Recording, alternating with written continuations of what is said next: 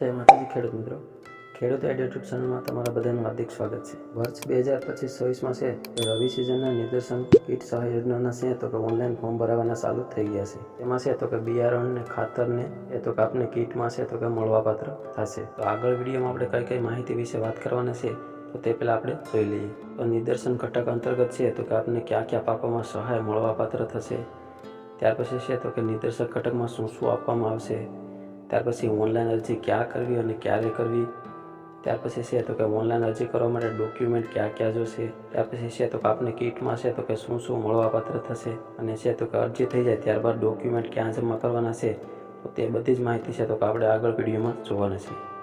જો તમે અમારી ચેનલ ઉપર પહેલી વાર આવ્યા હોય તો ચેનલને સબસ્ક્રાઈબ કરી દેજો અને બાજુમાં આપેલા બેલ આઇકોનને છે તે પ્રેસ કરી દેજો, જેથી કરીને છે તો કે અમારા જેવા નવા વિડીયો અપલોડ થાય તો તરત જ તમને નોટિફિકેશન મળી જાય।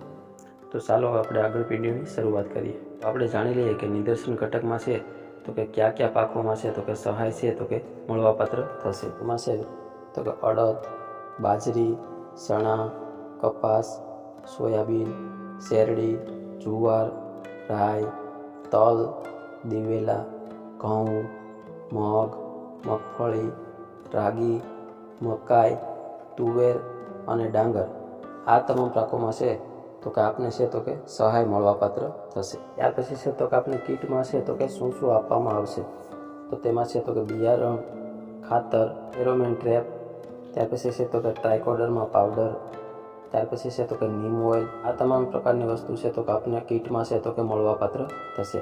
આમાં છે તો કે થોડો ઘણો ફેરફાર પણ હોઈ શકે છે। તો હવે આપણે જોઈ લઈએ કે ઓનલાઈન અરજી છે તો કે ક્યાં કરવી। તો ઓનલાઈન અરજી છે તો કે આઈ ખેડૂતના પોર્ટલ ઉપર છે તો કે આપણે ઓનલાઈન અરજી કરવાની હોય છે। તો ઓનલાઈન અરજી કરવાની તારીખ છે 18/6/2025થી લઈ અને 31/12/2025 સુધી છે તો કે ઓનલાઈન ફોર્મ ભરાવાના ચાલુ રહેશે। અરજી છે તો કે 2 મહિના ઉપર છે તો કે ફોર્મ ભરાવાના ચાલુ રહેશે। તો તમે છે તો કે આમાં જો યોજનાનો લાભ લેવા માગતા હોય તો વહેલી તકે છે તો કે આમાં ફોર્મ ભરી દેવું।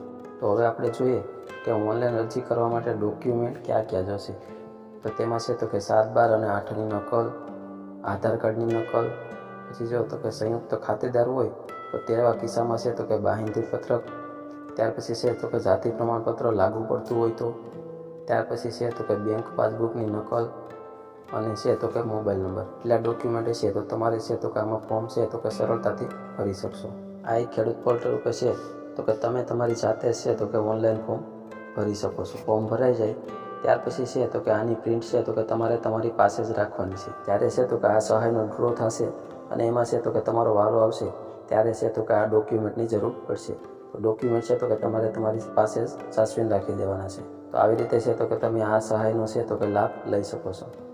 તો આવા જ વિડીયો જોવા માટે છે તો કે અમારી ચેનલને સબસ્ક્રાઈબ કરી દેજો। તો મળશું હવે એક નવા વિડીયો।